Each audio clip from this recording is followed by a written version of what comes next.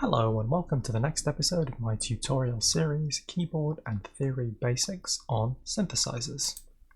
So to recap, I've spent some time talking about what we're trying to achieve in this series. In particular, my hope is that at the end of it, alongside some practice and some study of basics which are available online, you will be able to improvise, you will be able to do some composition at the keyboard, and you will be able to play to some degree with other musicians. So far we've covered the names of the keys, the sharps, the flats, how they relate to the staff. We've spent some time talking about intervals, we've spent some time talking about rhythm, and we've spent some time talking about the concept of a key. Today I'm going to talk about the two most commonly seen types of key, known as the major key and the minor key. So the first thing to think about is, how do we differentiate these? And to do that, I'm going to play a scale.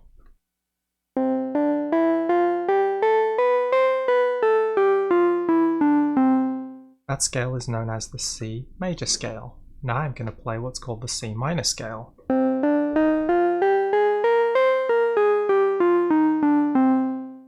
So commonly when people hear that difference, they tend to think of the minor scale as being a sad sounding scale and a major scale as being a happy sounding scale. You could also refer to those as a bright scale in the major terms and a dark scale in minor terms.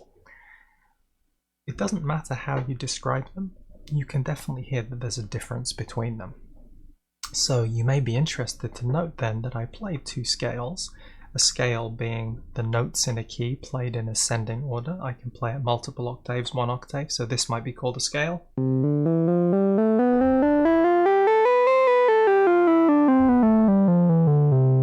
I played it up and down, that's useful if you're practicing. But note that it started on C, because it is a C scale.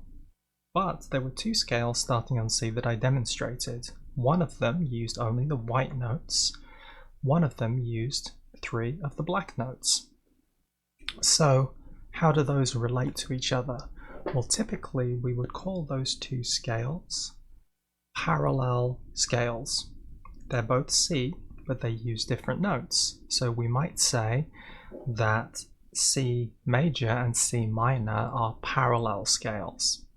There's another concept of a scale which is called a relative scale, and this is used relatively frequently by people, especially in electronic music.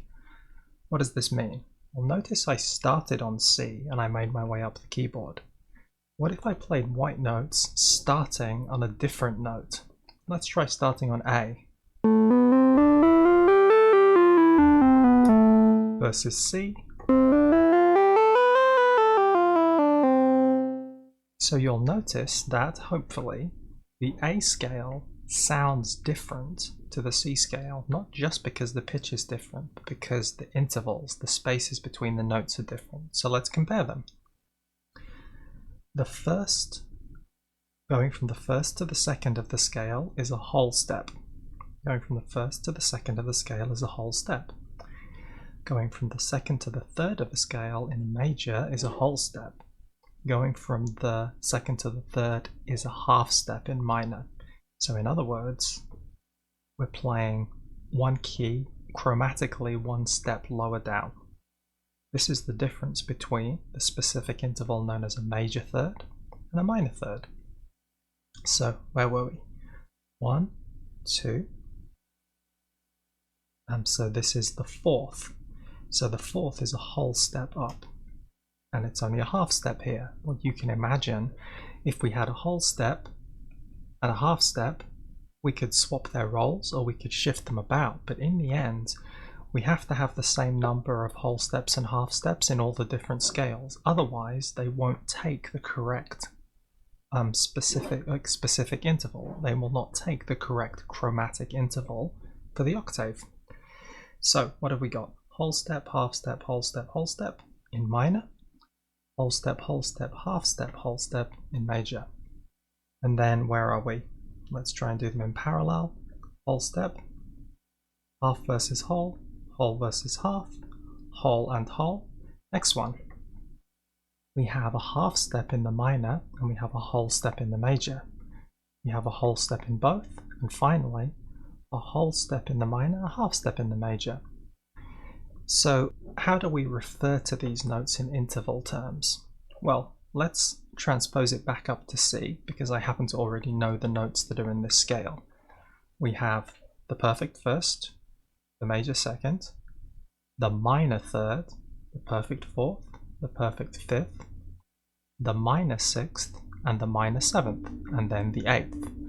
So how does a major scale and a minor scale differ?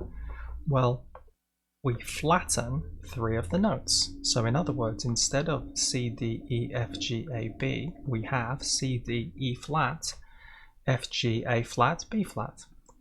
Now you may have remembered in the last episode that I mentioned that if a scale has sharps, they occur in a certain order. In other words, if it has one sharp, it will be the F sharp. If it has two sharps, it will be the F sharp and the C sharp. If it has three sharps, it will be F sharp, C sharp, and G sharp. Well, it turns out flats have the same pattern, but in reverse order. So if there is only one flat, it's B flat. If there are two, we also have E flat. If there are three, we have A flat added. If there are four, we have D flat added. If there are five, we add G flat. If there are six, we add C flat. If there are seven, we add F flat. The reason I only count up to 7 is because looking at the notes that we've played, you could imagine them equal to having 7 sharps or 7 flats. We'd end up with the same set of notes, it's just we would label them differently. We would label them going up a step versus going down a step. So when we say the scale of C minor has 3 flats, what are those flats? Well, according to the order, B, E, A. So we know that when playing a C minor scale, every time we hit the E, it's a minor. Every time we hit the A, it's a minor. Every time we hit the B, it's a minor. So we've talked about parallel minor scale. We've talked about relative minor scale. We've talked about how sharps and flats relate to those scales and key signatures. So when we wrote the key signature for C minor, we would write 3 flats on the staff. If we wrote it for A minor, we would have no flats, or sharps. We would also have no flats or sharps for C. So that means there is always ambiguity in a key signature about whether we are in the minor or the major. Well, how do we differentiate them? That comes down to the key. Now the key, or the root of the song, is the note that we take journeys out from and return to. So let me give you an example.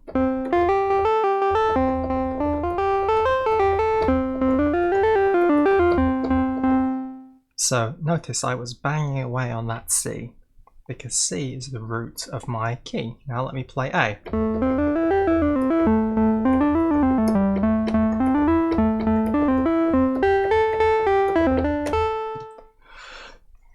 So even though I'm using the same set of keys, the amount of time I spend playing different ones, especially the roots, and when my phrases go out and come back, they tend to go out from or come back to, or both, the root.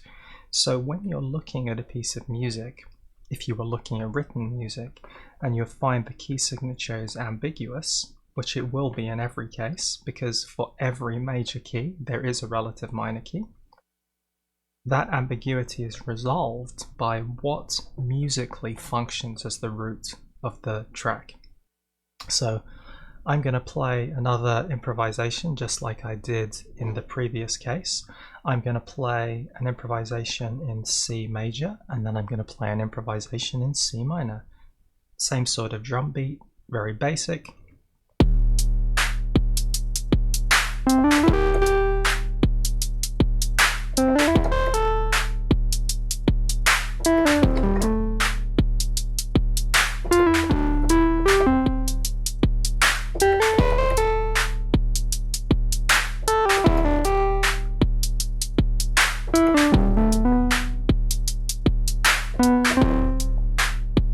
So, very dull, but you can hopefully hear the major or brighter characteristic of that scale.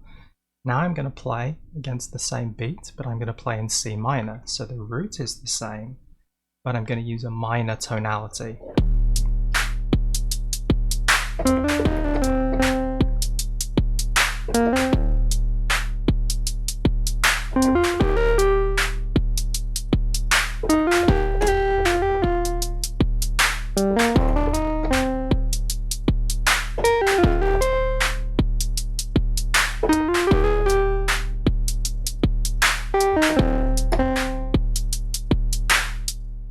Okay, so again, very basic, but hopefully you could hear that we made something which sounded quite different, even though we had the same roots. And finally, I'm going to play in A minor. This is the relative minor of C major.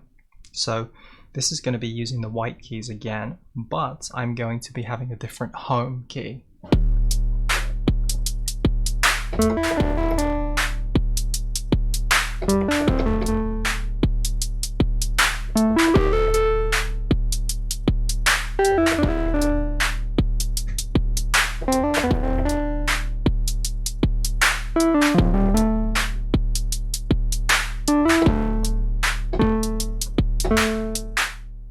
Okay, so I'm not going to spend the time going through all the different key signatures, all the different combinations of white and black keys. I'll go in a little bit more detail about which notes you might repeat more or not, the sort of strength of the notes in the key. I'll describe a little bit more about why major and minor scales exist. One of the things that you'll probably hear, so it's worth mentioning, is if you know the key signature of a major key, say I knew that G major had one sharp,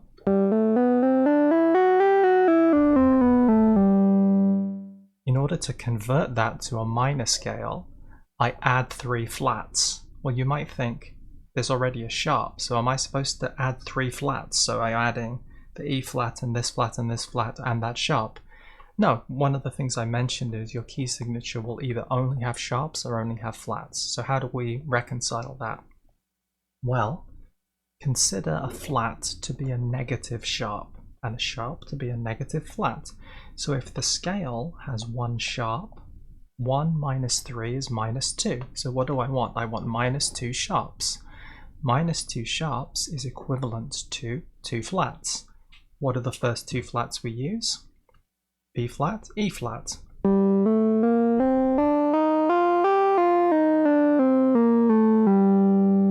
So that was our G minor. Again, I said I'll go into this in a little bit more detail later on when I talk about the circle of fifths and a little bit more about how scales are constructed and other types of scales that you might know. But for now, I hope you found this series useful. I hope this episode was useful. I hope you join me for the rest of the series. But in any case, thank you and goodbye.